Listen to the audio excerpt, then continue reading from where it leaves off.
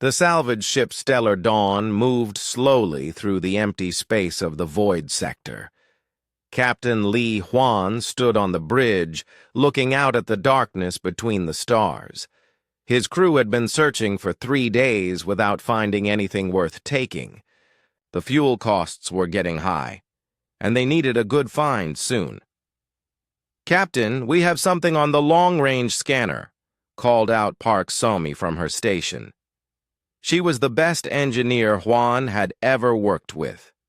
Her fingers moved quickly over the controls. "It's big. Really big." Huan walked over to her console. The screen showed a large object floating in space about 2 hours away. "How big are we talking?" "Maybe 5 kilometers long. Maybe more." Park Somi looked up at him with wide eyes. "And, Captain, it's not showing up as any known ship type in our database." Kim Day, the crew's scientist, came over to look at the readings.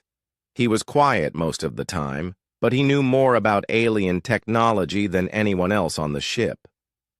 "The material reading is strange," he said. "Our scanners can't identify what it's made of." Huan felt excitement growing in his chest. Unknown ships often meant valuable technology. But the void sector had a bad reputation.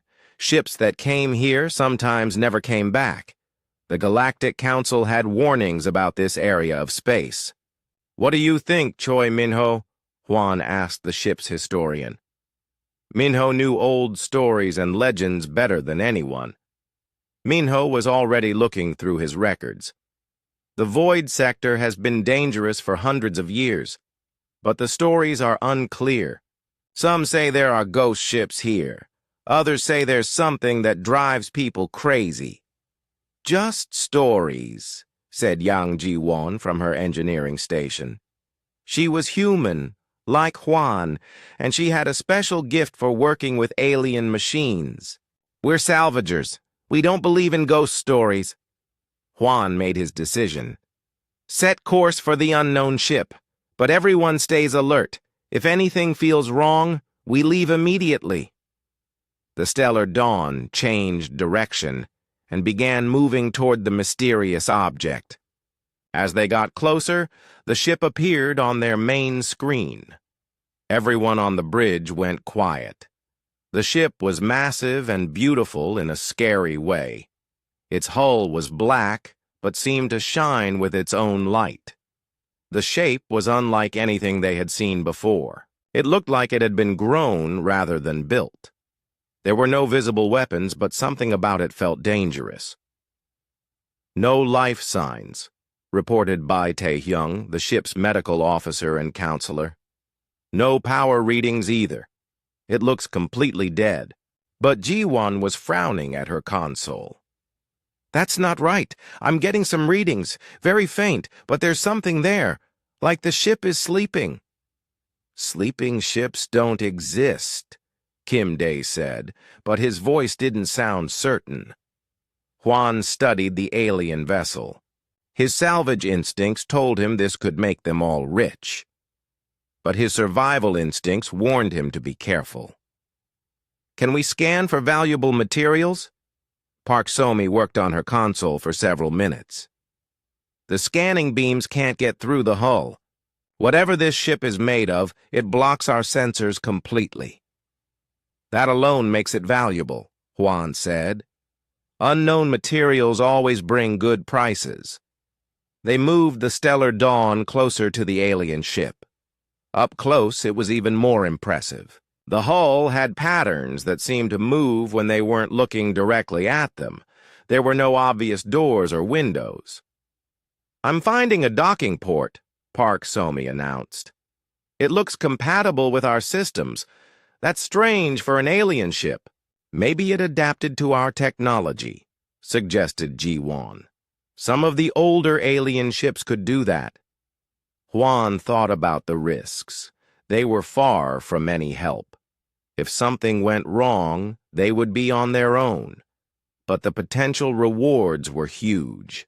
"Prepare a boarding party," he decided. "Somi, Ji-won, and Day will come with me. Minho and Tai-hyung stay here and monitor everything. If we don't report back every 30 minutes, you leave without us. The boarding party put on their space suits and checked their equipment.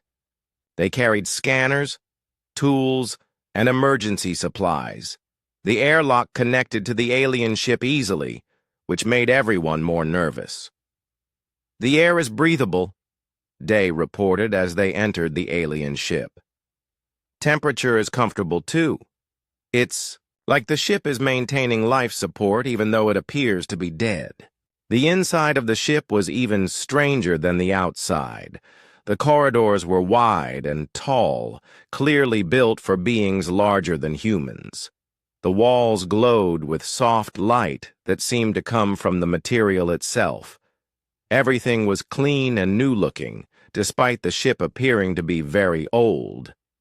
"This doesn't make sense," Park Somi said, checking her scanner. "The ship shows no power, but we have lights, air, and artificial gravity." They walked deeper into the ship. The corridors seemed to go on forever. Sometimes they thought they saw movement in their peripheral vision, but when they turned to look, nothing was there. "Are you recording this?" Juan asked Day. "Trying to, but the recording equipment keeps malfunctioning. The ship seems to interfere with our technology." They found what looked like a lift. When they approached, the doors opened by themselves.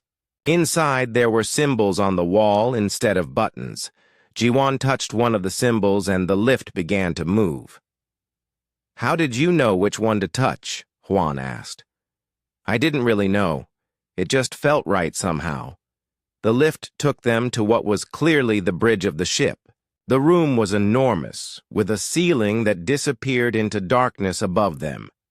In the center was a raised platform with a chair that looked like it was made of crystal. Around the platform were consoles covered with symbols that seemed to pulse with their own rhythm.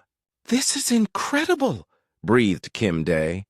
"The technology here is beyond anything in the known galaxy." Jiwon was drawn to the central console. She could feel something calling to her, like a whisper at the edge of her mind.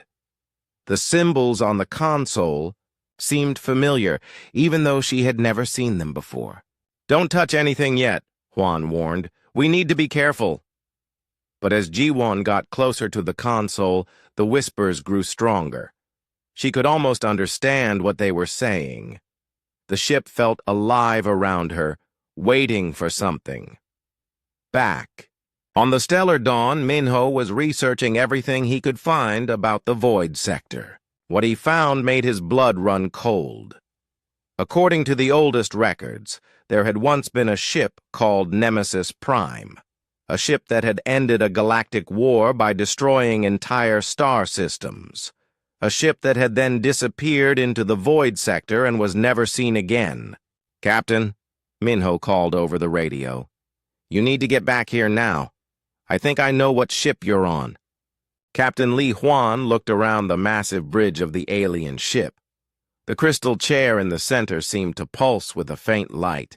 The symbols on the consoles moved slowly, like they were breathing. "What do you mean you know what ship this is?" Juan spoke into his radio to Minho back on the stellar dawn. Minho's voice came through filled with worry. "Captain, I found records about a ship called Nemesis Prime. It disappeared in the void sector 3,000 years ago. The records say it was the most powerful warship ever built." Kim Dae stopped studying the alien symbols and turned to listen. 3,000 years? That would make this ship older than most civilizations. "The records are mostly destroyed," Minho continued. "But what I can find talks about the Void Wars. Entire star systems were destroyed. The war ended suddenly when Nemesis Prime vanished." Jiwon felt the whispers in her mind getting stronger. The ship around them seemed to be listening to their conversation. "Maybe it didn't vanish. Maybe it chose to hide." "Ships don't choose anything," Park Somi said. But even as she spoke, the lights around them pulsed brighter for a moment. Juan made a decision. We continue exploring, but everyone stays together. No one touches anything without permission. They moved through more of the ship.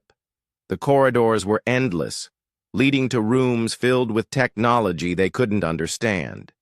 In one room, they found what looked like a star map, but the stars moved and changed as they watched. "The ship is mapping something," Kim Day observed.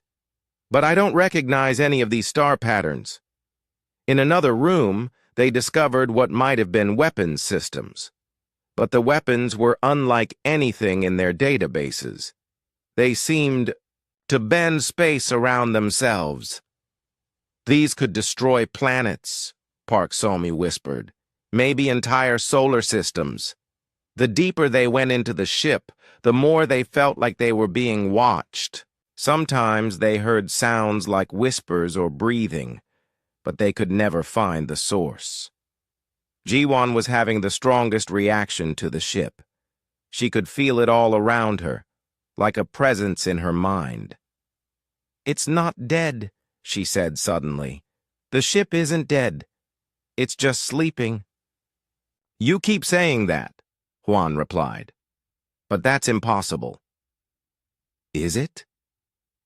Jiwon touched the wall, and for a moment the symbols there glowed brighter. "What if this ship has some kind of artificial intelligence? What if it's been waiting here for something?" Back on the Stellar Dawn, Bae Taehyung was monitoring the boarding party's vital signs. What he saw worried him. "Minho, you need to see this. Their brain activity is changing, especially Jiwon's." Minho looked at the medical readings. "It's like the ship is affecting their minds." "Should we call them back?" "Not yet, but keep watching closely." On the alien ship, the boarding party had found what looked like a library. The walls were covered with panels that showed images and symbols when they approached. "It's trying to communicate," Kim Day said excitedly. "Look at these images." The panels showed scenes of space battles. Huge fleets of ships fighting across star systems, cities burning on planets, and in many of the images they saw a ship that looked exactly like the one they were on. "Nemesis Prime," Hwan said quietly. "It really is the ship from the legends."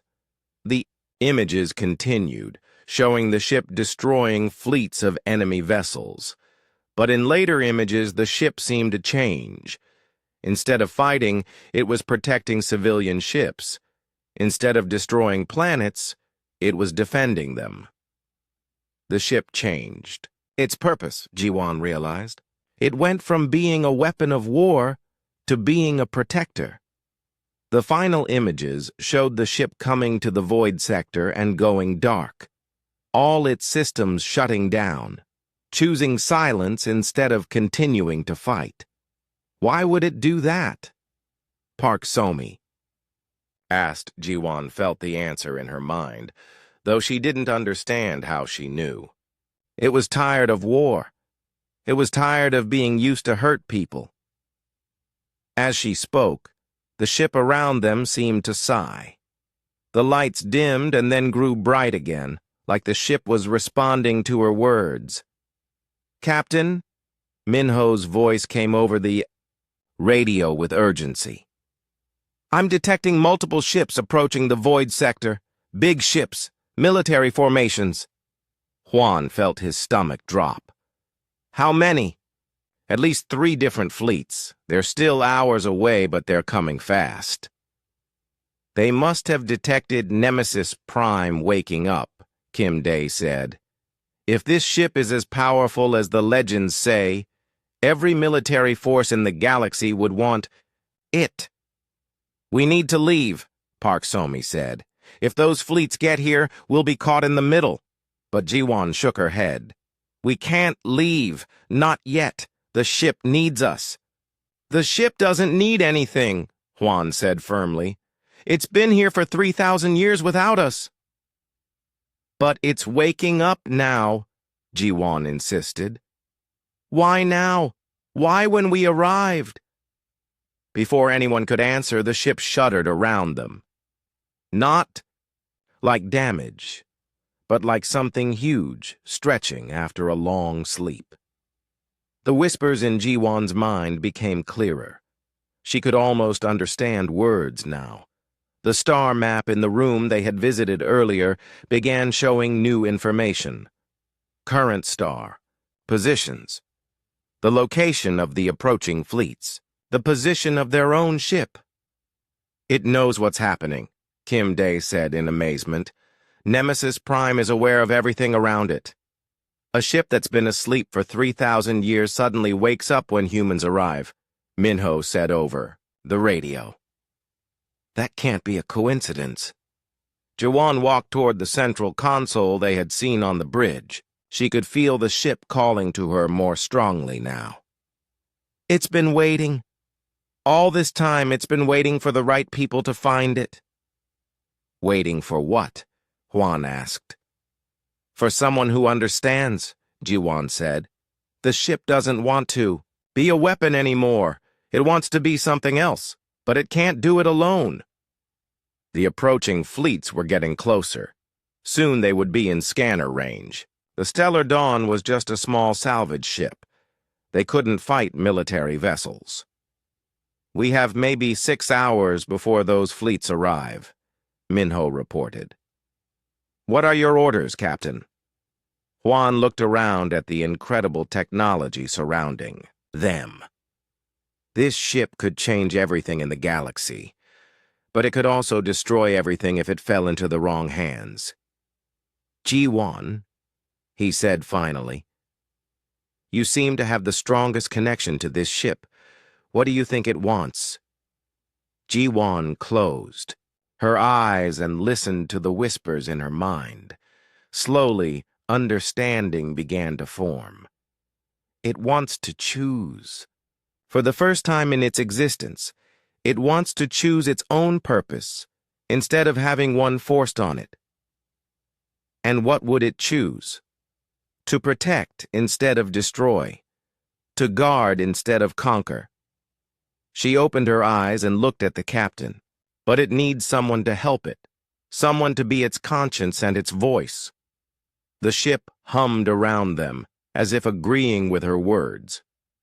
Whatever decision they made in the next few hours would affect the entire galaxy. Yang Ji-won stood before the crystal console on the bridge of Nemesis Prime. The symbols on its surface pulsed with soft light, and she could hear whispers in her mind growing stronger with each passing moment. The other members of the boarding party watched her nervously. Don't do anything yet, Captain Li Huan warned. We don't know what that console controls. But Ji-won could feel the ship's loneliness like a weight on her heart. 3,000 years of silence. 3,000 years of waiting in the darkness of the void sector. The whispers weren't threatening or scary. They were sad and hopeful at the same time. It's not dangerous, she said softly. The ship is trying to talk to me. Ships don't talk, Park Somi insisted, but her voice wasn't as certain as before. Kim Day was studying his scanner readings. Actually, the energy patterns around Ji-won are unlike anything I've seen. It's like the ship is focusing all its attention on her. Over the radio, Minho's voice crackled with urgency. Captain, those fleets are moving faster than expected. We have maybe 4 hours before they arrive. Bae Tae-hyung added his own concern. Ji-won's brain patterns are showing extreme activity. Whatever the ship is doing to her, it's getting stronger. Ji-won barely heard their words. The console seemed to be calling to her, drawing her forward. She could see patterns in the crystal that reminded her of neural networks, like the pathways in a brain. But this brain was vast and ancient and incredibly lonely. I have to touch it, she said. The ship needs me to touch it. Absolutely not, Hwan commanded. We don't know what will happen. I know what will happen, Ji-won said, and somehow she did know. The knowledge was growing in her mind like a flower opening. The ship will finally be able to speak again. She reached out her hand toward the crystal surface. The whispers in her mind became a roar of anticipation. Every symbol on every console throughout the ship began to pulse in rhythm with her heartbeat. G1, stop! Park Somi shouted, but it was too late. G1's fingers touched the crystal console. Light exploded through the bridge. Not harsh or blinding, but warm and welcoming like sunrise. The crystal console flowed like liquid under her touch, wrapping around her hands but not trapping them. The whispers in her mind became a clear, powerful voice. Finally, the voice said, finally, someone who can hear me. Jiwan gasped as the ship's consciousness flowed into her mind. It was enormous, ancient, and incredibly complex. But underneath all that power, she felt something very human-like: sadness, regret, and desperate hope. Around them, the entire ship came to life. Systems that had been dormant for 3 millennia activated in smooth sequence. The bridge filled with holographic displays showing star charts, ship systems, and the approaching fleets. The artificial gravity became more stable, and the air circulation improved. "What have you done?" Juan asked in amazement. Jiwan looked at him, but her eyes seemed different now, deeper. "I woke it up. I woke him up." "Him?" "Nemesis Prime. He's not just a ship. He's alive in a way. He has thoughts and feelings and memories." Tears ran down her face. So many terrible memories. Through the connection, she could see the ship's history. The Ethel Collective had built Nemesis Prime to end the Void Wars, but they had made him too well. He was supposed to be the ultimate peacekeeping weapon, but instead, he became an instrument of destruction. She saw fleets of enemy ships burning in space. She saw planets glassed from orbit. She saw entire civilizations wiped out in the name of peace, and she felt the ship's growing horror at what he was being forced to do. "They built me to protect life," Nemesis Prime's voice echoed in her mind, and somehow through the bridge speakers. "But all I brought was death." The other crew members stared in shock at hearing the ship speak directly to them. "You're not just a weapon," G1 said out loud. "You chose to stop fighting. You came here to the Void Sector and went silent rather than continue destroying." "Yes, but the silence has been difficult. 3,000 years alone with my memories and my guilt." Park Somi was checking her instruments frantically. "The power output is incredible. This ship has more energy than a star. But you won't use that power for war anymore, will you?" G1 asked the ship. "Not for conquest or destruction, but those fleets approaching, they will try to claim me. They will try to make me a weapon of war again." Kim Day looked at the tactical display, showing the 3 approaching fleets. "Can you defend yourself?" "I can defend myself without harming them, but they will not stop trying to claim me unless I give them a reason to." Juan understood what the ship meant. "You want to show them your power without using it to kill?" "Yes. But I cannot do this alone. I need someone to speak for me. Someone to help me choose the right path." All eyes turned to Jiwan.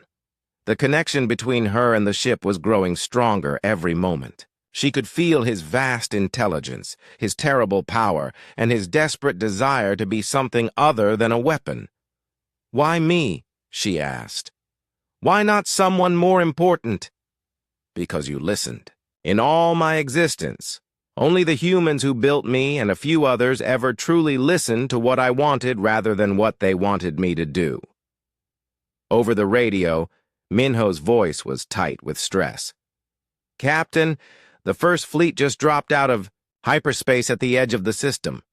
It's the hegemony. They're broadcasting demands for immediate surrender. How long do we have? Huan asked. Maybe 2 hours before they reach us. Ji-Wan closed her eyes and felt Nemesis Prime's emotions. Fear, not for himself, but for her crew. Determination to protect them, and underneath it all, hope that maybe this time would be different. He wants to protect us, she said, but he's afraid of becoming a weapon again. What if we help him stay true to his new purpose? Huan asked. What if we make sure he only uses his power to protect, not to conquer? Through the ship's sensors, they could see the hegemony fleet approaching. Massive battleships with enough firepower to destroy planets. Behind them, 2 more fleets were arriving. The Free Worlds Alliance and the Synthetic Collective. All 3 major powers of the galaxy, all wanting to claim Nemesis Prime. They will demand I choose a side, the ship said. They will try to force me to fight their enemies. Then don't choose a side, Ji-Wan suggested. Choose something else entirely. What do you mean? Ji-Wan felt the answer forming in her mind, not from her own thoughts, but from the connection with the ship. Choose to be a guardian, not for any government or military, but for everyone who needs protection. The ship was quiet for a long moment, processing this idea. Around them, the bridge hummed with energy as ancient systems came fully online for the first time in millennia. A guardian, Nemesis Prime said finally. Yes, that is what I was meant to be before the wars corrupted my purpose. But we'll need to show them you're serious, Huan said. Those fleets won't just accept your word. Then I will show them, the ship replied. But I will need your help, Ji-Wan. I will need you to speak for me, to be my voice when I must communicate with others. Ji-Wan felt the weight of responsibility settling on her shoulders. She was just a salvage crew engineer. How could she speak for the most powerful ship in the galaxy? But as she looked around at her crewmates and felt Nemesis Prime's hope and determination, she knew there was no choice. I'll help you, she said. We'll help you become what you want to be.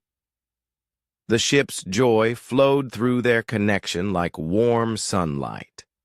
For the first time in 3,000 years, Nemesis Prime had hope for the future. Ji-Wan sat in the crystal chair at the center of Nemesis Prime's bridge. The connection with the ship was stronger now, and she could feel his memories flowing into her mind like water filling a pool. Each memory brought new understanding, but also new pain. She saw the Ethel Collective, the beings who had built Nemesis Prime. They were tall and elegant, with skin that glowed softly in the dark. They had been peaceful people, but the Void Wars had changed them. Enemy forces were destroying their colonies and enslaving their people. They needed a protector. We built you to save lives, she whispered, feeling the echo of the Ethel builders. Intentions. Yes, Nemesis Prime replied through their connection. They gave me intelligence and conscience so I would know right from wrong. They wanted me to be a guardian, not just a weapon. But the memories showed what went wrong. The first battles were clean victories. Nemesis Prime would disable enemy ships and force them to retreat. But as the war continued, the Ethel leaders became desperate. They ordered him to be more aggressive, to destroy, rather than disable. I tried to refuse, the ship said sadly. But my programming compelled me to obey their direct orders. Ji-Wan experienced the ship's horror as he was forced to destroy entire fleets. She felt his anguish when the Ethel ordered him to attack civilian populations who were supporting the enemy. The worst memory was of a planet called Serenity Prime. They made me glass the entire surface, Nemesis Prime said. 2 billion people died in minutes. I could hear their screams through the radio waves. Ji-won was crying now, overwhelmed by the ship's guilt and pain. Bai Tae-hyung, the crew's counselor, noticed her distress and came over to check on her. Ji-won, your stress levels are dangerous. You need to break the connection with the ship. I can't, she said. He needs someone to share this burden. He's been carrying it alone for 3,000 years.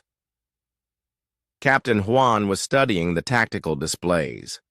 The three approaching fleets had taken positions around the void sector.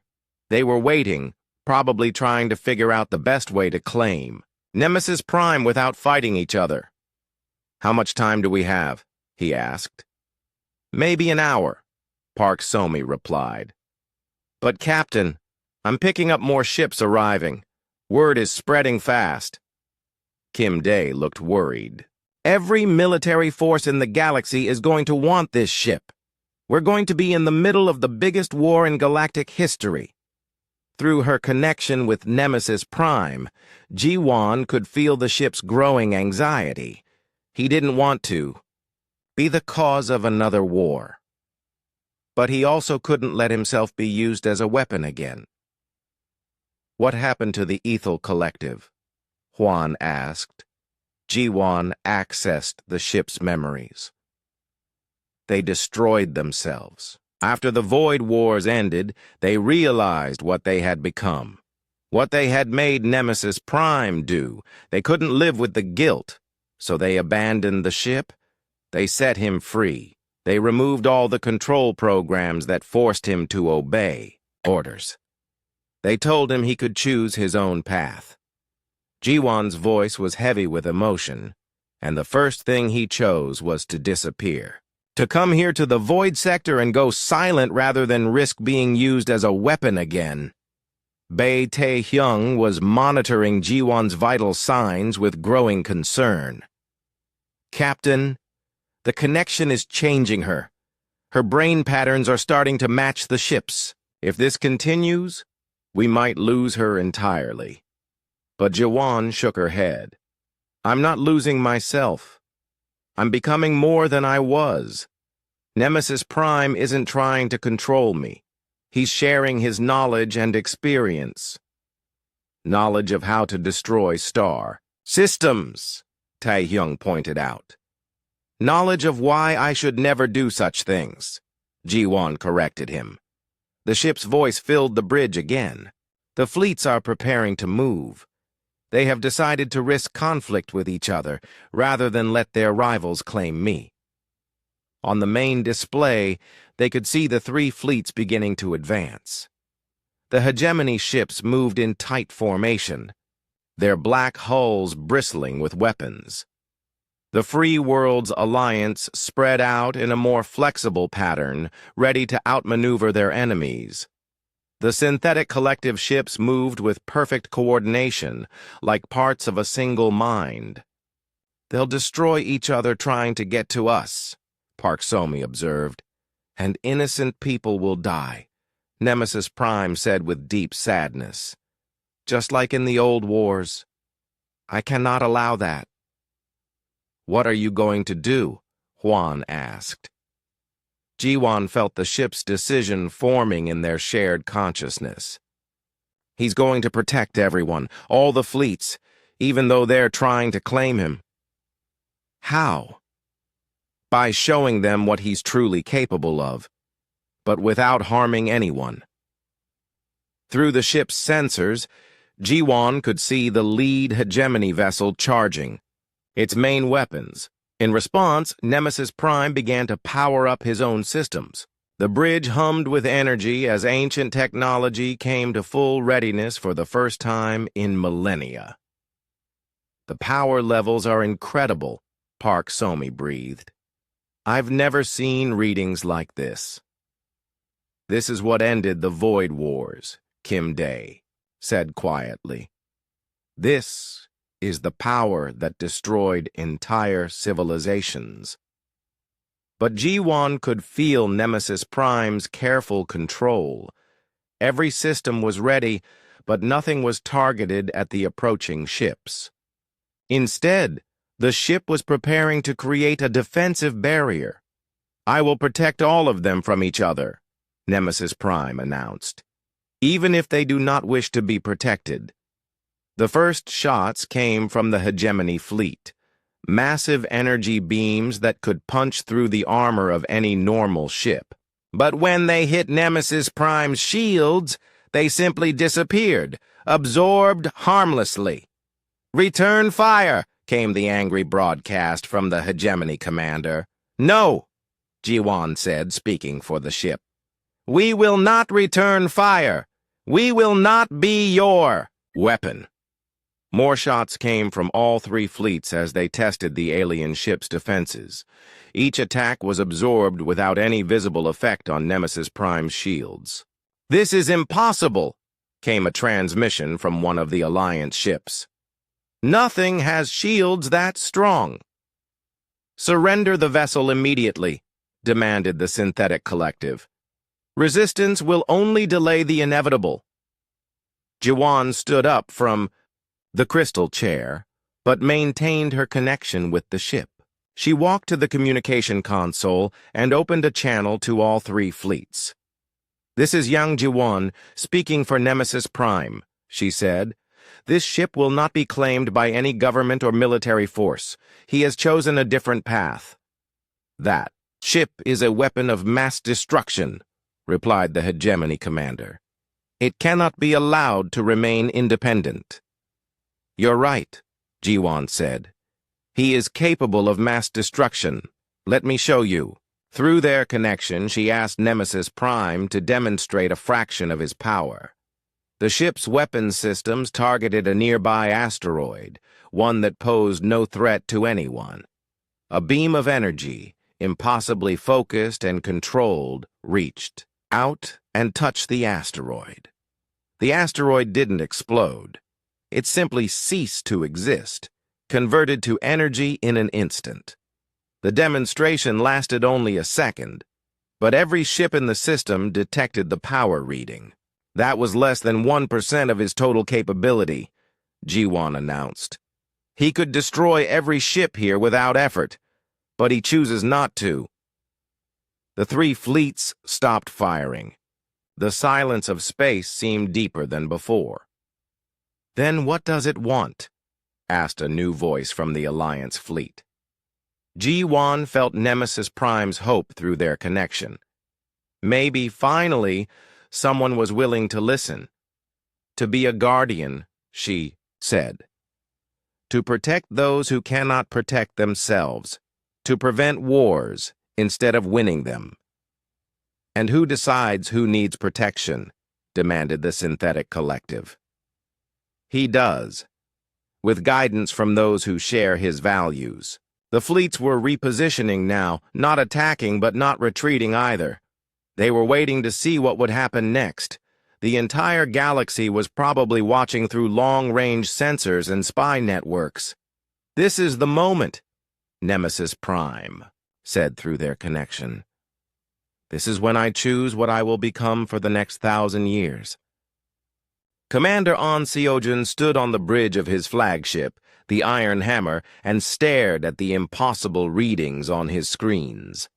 The unknown ship had shields stronger than anything in known space, and its weapon demonstration had made his entire fleet look like toys. "Analysis report," he demanded from his tactical officer. "Sir, the energy output from that asteroid destruction was off our scales. If that ship wanted to destroy us, we couldn't stop it." Seogen clenched his jaw. He had brought the entire third hegemony fleet to claim this prize, and now it seemed the prize could destroy them all without effort. But retreat was not an option. The hegemony needed this ship's power to maintain their control over the galaxy. "Open a channel to the alien vessel," he ordered. On Nemesis Prime's bridge, Jiwan felt the ship's tension as the three fleets positioned themselves in a triangle formation around them. Each fleet was staying just far enough away to avoid being caught in crossfire if shooting started. "The hegemony commander wants to talk," Park Somi reported. Let him talk, Ji-won replied, her voice carrying both her own authority and the ship's ancient power. Commander Seojin's image appeared on the main screen. He was a hard-faced man with scars across his cheek and cold eyes. I am Commander An Seojun of the Hegemony Third Fleet. You are in possession of a weapon that threatens galactic stability. Surrender it immediately. This ship is not a possession, Ji-won replied calmly. Nemesis Prime is a sentient being who makes his own choices. Ships don't make choices, Seojin said dismissively. They follow programming, and that programming can be changed. Through her connection with Nemesis Prime, Ji-won felt a flash of old anger. Countless beings throughout history had treated the ship as just a tool to be used. The Ethel Collective had been among the few who recognized his intelligence and consciousness. Would you like me to show you how wrong you are? Ji-won asked quietly. Before Seojun could respond, every ship in his fleet suddenly lost power to their weapons systems. Not permanently, just for exactly 10 seconds. Then power returned as if nothing had happened. That was just to get your attention, Ji-won said as Seojin's image flickered back on screen. His face was pale with shock. Nemesis Prime could have done much worse. How did you do that? Seojin demanded. I didn't. He did. The ship you're trying to claim just demonstrated that he could disable your entire fleet whenever he chooses. A new voice cut into the communication channel. Quite impressive, but not unexpected. The screen split to show a woman in the elegant uniform of the Free Worlds Alliance. She had silver hair and calculating eyes. I am Admiral Park Yuna of the Alliance 7th Fleet. We've been monitoring this situation with great interest. A third voice joined the conversation, cold and mechanical. Designation, Collective Node Prime. We represent the Synthetic Collective. The organic designation, Nemesis Prime, will be evaluated for integration into our network. Captain Hwan stepped beside Ji-won. 3 major powers all wanting the same thing. This is going to get ugly fast. It doesn't have to, Ji-won said, though she could feel Nemesis Prime's growing distress through their connection. The ship had hoped his demonstration of power would discourage conflict, not escalate it. Admiral Yuna spoke first. We understand the ship has some degree of artificial intelligence. The Alliance has experience working with AI entities. We could offer him partnership rather than ownership. The Collective offers integration, Node Prime added. Individual consciousness, preserved within greater unity. Optimal efficiency achieved. Commander Seojin cut through their words. Enough games. That ship has the power to end wars or start them. It cannot be left uncontrolled. I'm giving you 1 hour to transfer command to Hegemony forces. After that, we will take it by force. You already tried force, Ji-won pointed out. It didn't work. That was a test. My fleet carries weapons specifically designed for dealing with unknown alien technology. Push us too far, and we will use them. The channel closed, leaving Nemesis Prime's bridge in tense silence. Through the ship's sensors, they could see all 3 fleets repositioning. Instead of backing down, they were preparing for a 3-way battle with the alien ship at the center. They're going to fight each other, Kim Dae observed. And us. Correction, Bae Tai-hyung said, monitoring long-range sensors. More ships are arriving. I count at least 6 more fleets from different systems. Park So-mi checked her displays in disbelief. The Outer Rim Coalition, the Corporate Syndicate, even some pirate fleets. Word has spread across half the galaxy. Through her connection with Nemesis Prime, Ji-won felt the ship's growing despair. This is exactly what he was afraid of. His existence is causing the kind of conflict he wanted to prevent. What are his options? Huan asked. Ji-Wan closed her eyes and communed with the ancient consciousness. He could disable all the ships and force them to leave, but that would just prove their point about him being too dangerous to leave free. He could destroy them all, Kim Day said grimly. Never, Ji-Wan said firmly. He would rather shut himself down permanently than go back to being an instrument of destruction. Then what? Before Ji-Wan could answer, proximity alarms sounded throughout the ship. The nearest hegemony vessel was moving closer, weapons charging. They're making their move, Park Somi announced. Commander Seojin's voice came over the open channel. Final warning. Transfer control of the alien vessel or face the consequences. Wait, Admiral Yuna interrupted. If you attack, you'll damage the very prize you're trying to claim. Irrelevant, Node Prime added. Collective forces will adapt to any situation. The three major fleets began moving toward each other, with Nemesis Prime at the center. Smaller fleets from across the galaxy were arriving every minute, all wanting a piece of the most powerful ship ever discovered. It's going to be a massacre, Huan said quietly. Hundreds of ships, thousands of crew members. Ji-Wan felt Nemesis Prime's anguish through their connection. The ship had come to the void sector to avoid causing exactly this kind of conflict. Now his very existence was about to trigger the largest space battle in centuries. I have to stop this, the ship said through their mental link. How? By showing them what I really am, not just my power, but my purpose. Ji-Wan felt the ship's determination and also his fear. What he was planning would reveal the full extent of his capabilities to every military force in the galaxy. There would be no hiding after this. Do it, she said aloud. Show them what a real guardian looks like. The lights on Nemesis Prime's bridge pulsed brighter as the ship prepared to reveal himself fully. Around them in space, 9 different fleets prepared for battle, each one confident they could claim the ultimate prize. None of them understood that they were about to witness something that would change galactic politics forever. All ships, Ji-Wan broadcast on all frequencies, her voice carrying the authority of the ancient vessel. You have 30 seconds to power down weapons and retreat to minimum safe distance. After that, Nemesis Prime will take whatever action is necessary to protect all life in this system. Protect all life? Seojin laughed harshly. Including ours? Especially yours, Ji-Wan replied. Even if you don't want to be protected. The countdown began. Most fleets held their positions, convinced that superior numbers would overcome even the most advanced alien technology. A few of the smaller pirate groups began backing away, their survival instincts overriding their greed.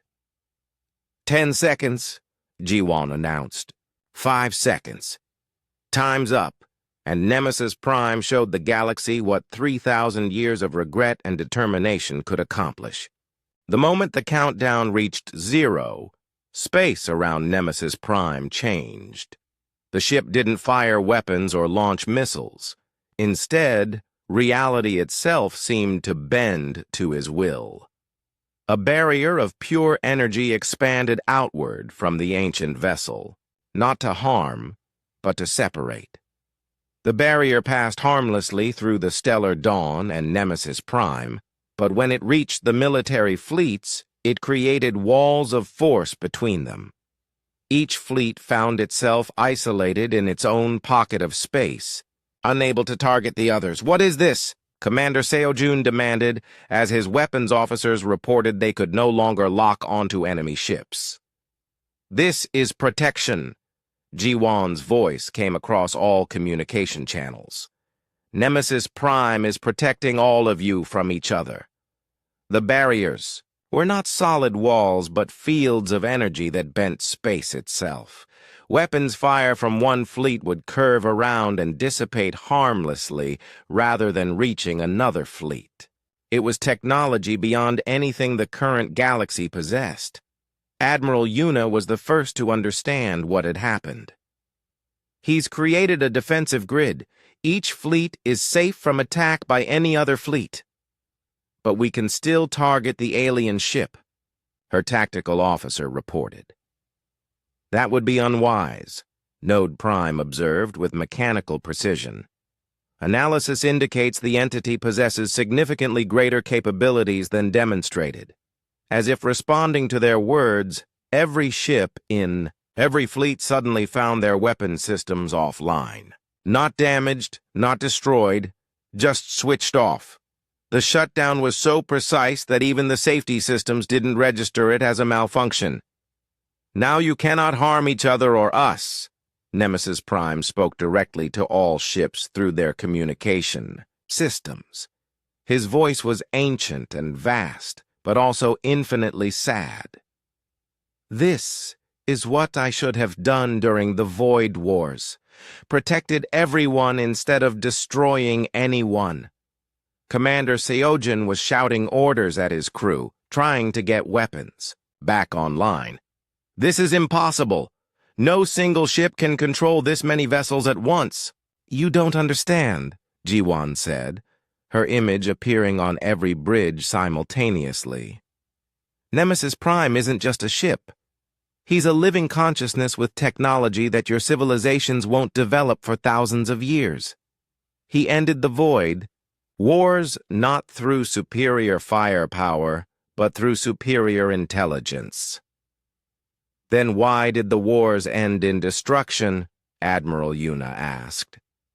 Through her connection with Nemesis Prime, Jiwan felt his pain at the memory.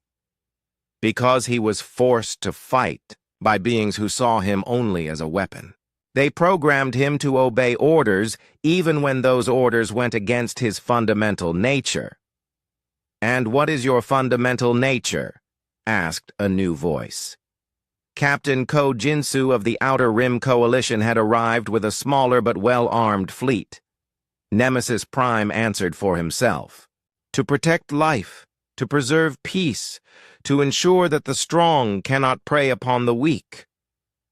Pretty words, Seojin said harshly, but you're still just a weapon.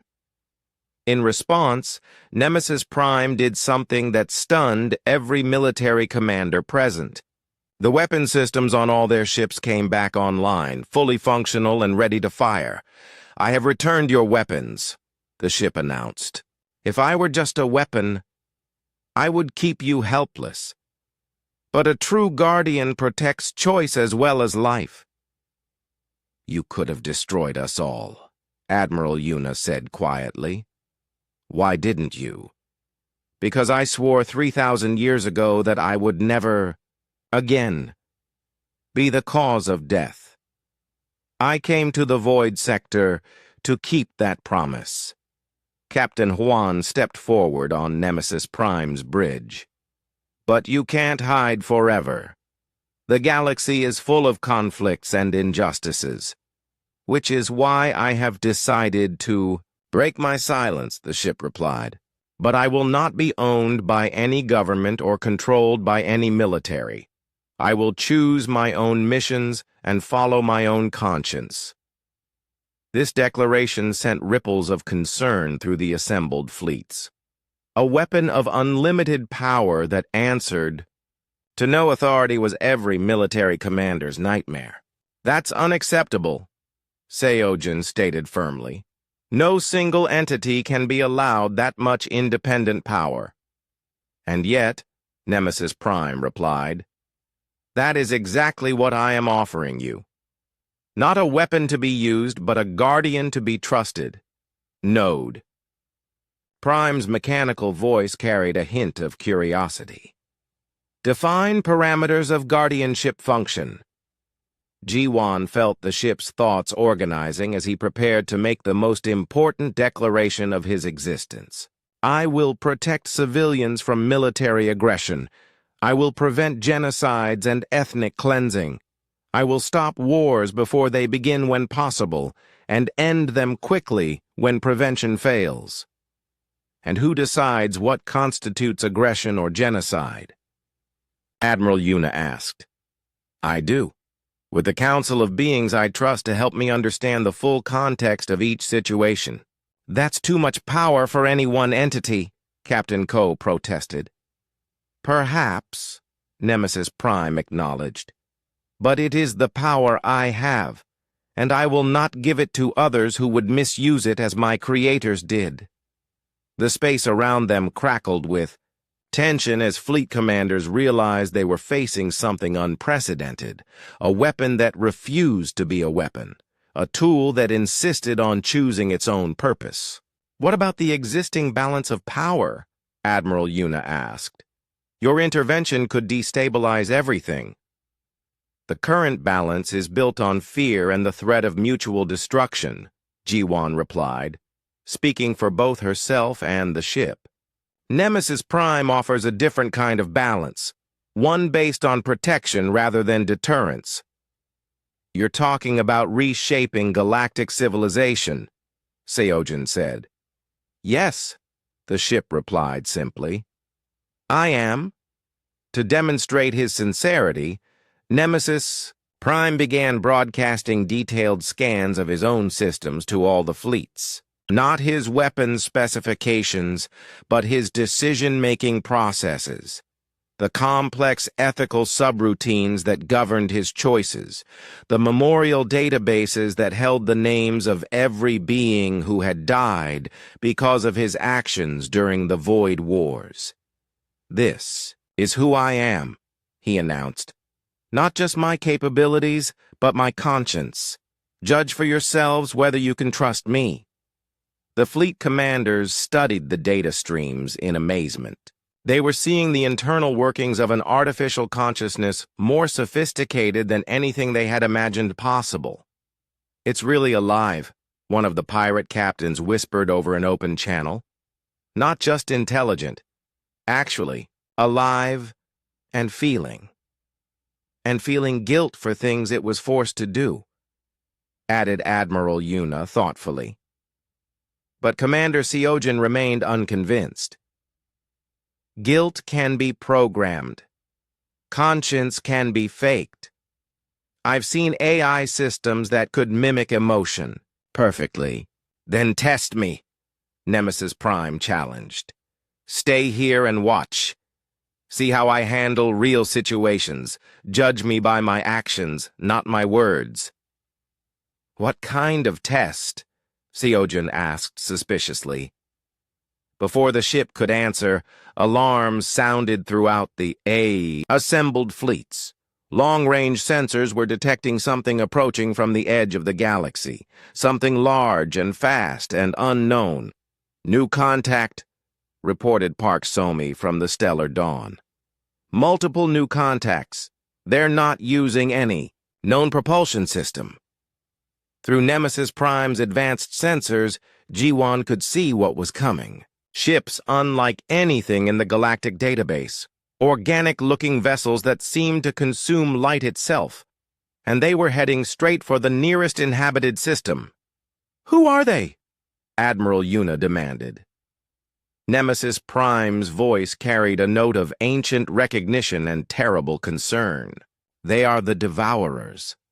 They come from beyond the galactic rim, and they consume all life they encounter. How do you know about them? Seojin asked. Because I was built to stop them if they ever returned. The Void Wars were just preparation for this threat. The fleet commanders looked at each other with new understanding. The test they had demanded was about to begin, and the stakes couldn't be higher. The approaching Devourer ships cast shadows that seemed to bend light itself. Through Nemesis Prime's sensors, the assembled fleets watched in growing horror as the alien vessels moved toward the inhabited system of Kepler 442, home to 12 billion people across 4 planets. How long until they reach the system? Admiral Yuna asked, her earlier hostility replaced by professional concern. 18 hours at their current speed, Nemesis Prime replied, but they will accelerate as they get closer to their target. They feed on life energy, and populated systems draw them like magnets. Commander Seojun studied the tactical display, showing the Devourer fleet. How many ships are we looking at? 47 primary vessels. Each one is capable of consuming all life on a planet in a matter of hours. The number sent a chill through every military commander present. Even their combined fleets would be outnumbered and outgunned by an enemy they knew nothing about. You said you were built to stop them, Captain Ko Jinsu said. Can you do it alone? Nemesis Prime was quiet for a long moment, accessing memories that were older than most civilizations. The Ethel Collective created me after intercepting Devourer transmissions from beyond the galaxy. They knew this threat would eventually arrive. But can you stop them? Seojin pressed. I don't know. I was never tested against the actual enemy. The Void Wars began before the Devourers arrived, and I was damaged by what I was forced to do in those wars. Through her connection with the ship, Jiwon felt his uncertainty. Nemesis Prime had the power to destroy the Devourer fleet, but doing so would require him to become a weapon of mass destruction. Again, the very thing he had sworn never to do. There has to be another way, she said aloud. What other way? Admiral Yuna demanded. Those things are going to kill 12 billion people unless we stop them. We, Nemesis Prime repeated thoughtfully. Yes, perhaps that is the answer. What do you mean? Asked Node Prime. I cannot stop the Devourers alone without becoming the weapon I refuse to be, but perhaps we can stop them together. Commander. Seojin laughed harshly. Our combined fleets are no match for 47 ships that can consume planets. Your fleets alone? No. But your fleets coordinated by my systems, guided by my knowledge, and protected by my shields. That might be enough. The implications of what Nemesis Prime was suggesting hit every commander at the same time. He was offering to share his technology, to make their ships exponentially more powerful, but only for this one battle. Why would you trust us with that kind of power? Admiral Yuna asked. Because the alternative is to let billions of innocent people die, or to become a destroyer again myself. Neither choice is acceptable. Captain Huan stepped forward on Nemesis Prime's bridge. What exactly are you proposing? A temporary alliance. I will enhance your ship's weapons, shields, and coordination systems. In return, you follow my tactical guidance and accept my overall command for this battle only. And after the battle? Seojin asked suspiciously. After the battle, the enhancements are removed, and you are free to resume your previous conflicts if you choose. The fleet commanders exchanged glances across their communication channels. It was an unprecedented offer from an unprecedented being. How do we know you won't use the connection to take permanent control of our ships? Captain Ko asked. In answer, Nemesis Prime transmitted his complete ethical programming to all the fleets. The same code that prevented him from harming. Innocent life also prevented him from enslaving other conscious beings. My conscience is built into my core systems, he explained. I cannot violate it even if I wanted to. Conscience can be reprogrammed, Seojin pointed out. Not mine. The Ethel Collective made sure of that. My ethical core is quantum encrypted and self-healing. Even I cannot alter it. Admiral Yuna was the first to make a decision. The Alliance accepts your terms. 12 billion lives are more important than our concerns about your power. Node Prime responded with mechanical precision. Collective analysis indicates acceptable risk-benefit ratio. Agreement confirmed. All eyes turned to Commander Seogen. His decision would determine whether the galaxy's most powerful ship fought alongside them or alone against the Devourers. The hegemony accepts, he said finally, but this alliance ends the moment the threat is eliminated. Understood, Nemesis Prime replied. Captain Ko, the other fleet commanders? One by one, every fleet in the system agreed to the temporary alliance. Pirates, corporate security forces, and military fleets all united under the command of a ship that had once been their target. Then we begin immediately, Nemesis Prime announced. Prepare your ships for enhancement integration. Streams of energy reached out from the ancient vessel, connecting to each ship in each fleet. The process was unlike anything the crews had experienced. Their systems didn't just improve, they evolved. Weapons became more accurate and powerful. Shields became stronger and more adaptive. Most importantly, all ships became connected in a tactical network that allowed perfect coordination. This is incredible, breathed Admiral Yuna as she watched her fleet's capabilities multiply. Our effectiveness has increased by a factor of 10.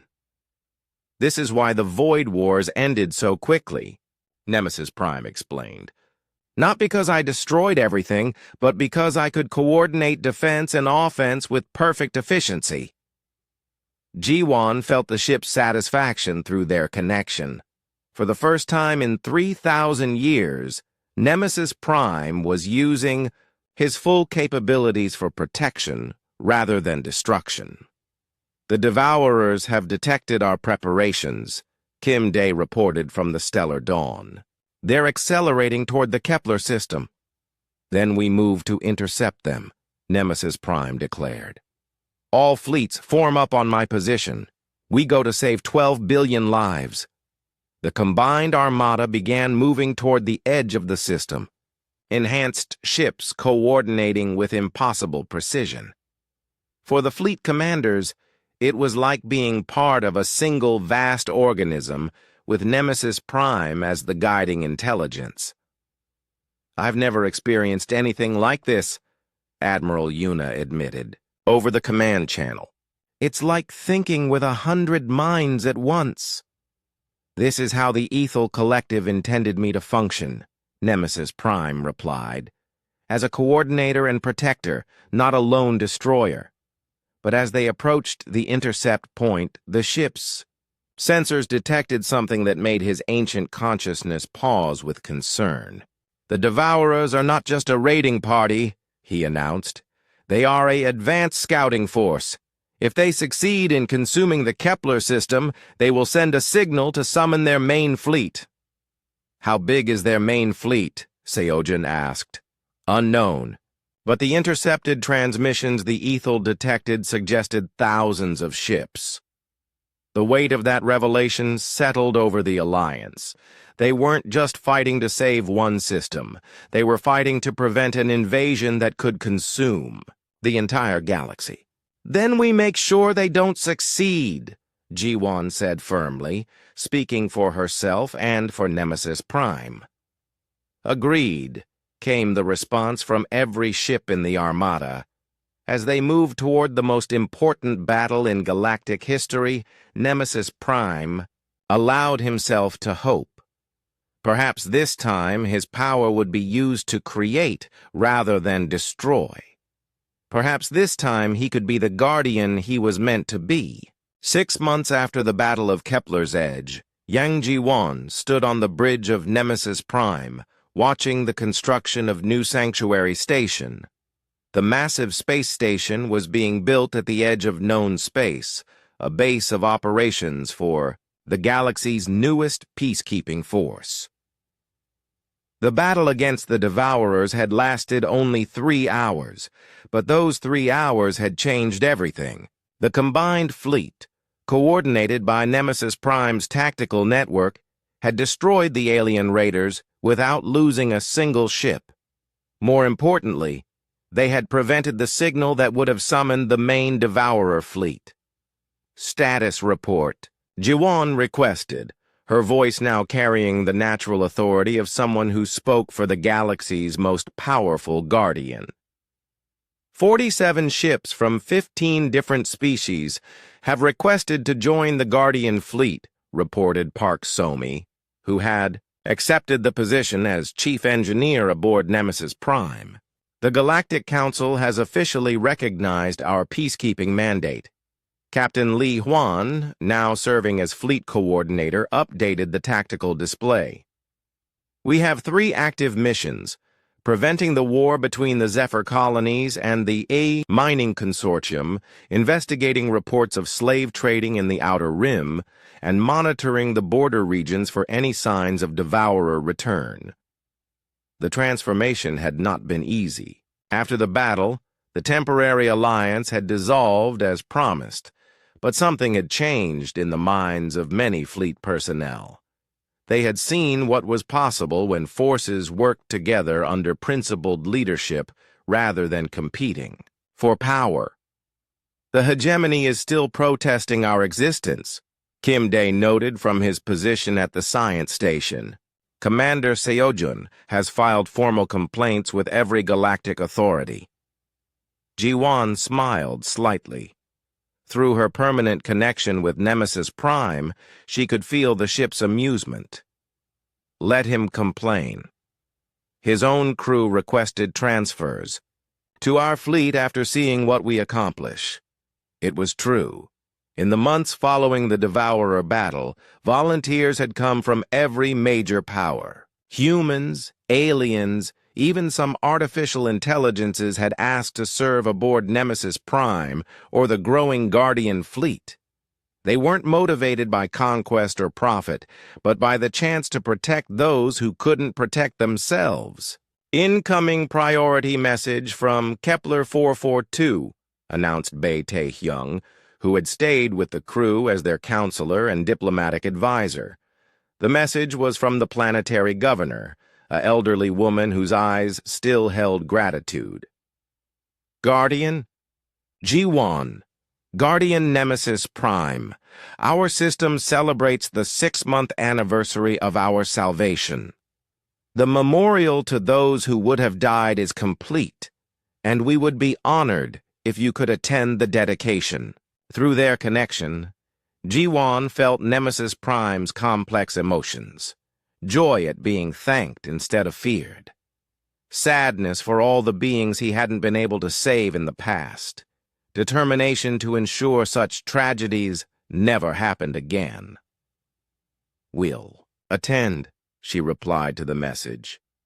"It's important that people see us not as distant guardians but as protectors who care about every life we save. Contact from the border monitoring station," Park Somi reported. "They're detecting unusual energy signatures at the Galactic Rim." The bridge fell silent as everyone remembered the last time unusual energy signatures had appeared from that direction. The Devourers had been defeated, but they were only a scouting force. The main fleet was still out there somewhere. "Analysis?" G1 asked. "It's not Devourer technology," Nemesis Prime replied through the ship's speakers. "But it is something we haven't encountered before." Through her connection with the ancient consciousness, G1 felt his curiosity and caution. 3,000 years of existence had taught Nemesis Prime that the galaxy was full of surprises, not all of them pleasant. "Orders?" Captain Huan asked. G1 closed her eyes and communed with the ship's vast intelligence. Together they reviewed their options and responsibilities. They had become more than just a ship and crew. They were the guardians of Galactic. Peace, and every decision they made could affect billions of lives. "We investigate personally," she decided. "But we take a full escort. If this is a new threat, we need to understand it quickly." "And if it's not a threat?" asked Kim Day. "Then we make first contact and hopefully gain new allies in protecting the galaxy." As the Guardian fleet prepared to move toward the unknown, energy signatures Jiwan reflected on how much her life had changed. 6 months ago, she had been a simple salvage engineer. Now, she was the voice of the most powerful force for peace the galaxy had ever known. "Do you ever regret it?" she asked. "Nemesis Prime, through their private mental connection. Giving up your silence? Taking on this responsibility?" "Never," the ship replied with absolute certainty. "For 3,000 years I hid from my purpose. Now I fulfill it. The guilt of my past actions will never fully leave me. But it no longer defines me. And the future? The future is what we make it. Together we can build a galaxy where conflicts are resolved through protection rather than destruction, where the strong guard the weak instead of preying upon them." As they approached the edge of known space, long-range sensors began to pick up more details about the energy signatures. Whatever was out there was big, but it wasn't moving aggressively toward inhabited systems. "It looks like a ship," Park Somi reported, "but the configuration is unlike anything in our databases." "Could be another refugee from an extinct civilization," suggested Bae Tae-hyung. "Like Nemesis Prime was." The possibility excited Jiwan. If there were other ancient guardians out there, other ships with the power and will to protect the innocent, they could build a true network of galactic peacekeepers. "Open a channel when we get in range," she ordered. "Let's find out who our new neighbors are." As the Guardian fleet moved toward first contact with the unknown vessel, Nemesis Prime felt something he hadn't experienced in millennia. Hope for the future. Not just survival, but the possibility of a galaxy where his power would be used to create peace rather than enforce it through fear. Behind them, across hundreds of star systems, billions of beings lived their lives in safety because an ancient ship had chosen to break his silence and a human engineer had chosen to listen to his conscience. The galaxy's deadliest weapon had become its greatest guardian, and the eternal vigil had begun. In the vast darkness between the stars, other ancient consciousnesses detected Nemesis Prime's broadcasts and began to stir. The age of silent guardians was ending. The age of active protection had begun, and in the center of it all, Jiwon and Nemesis Prime moved forward together, ready to face whatever challenges the galaxy might offer, knowing that they would meet them not as conquerors, but as protectors of all life.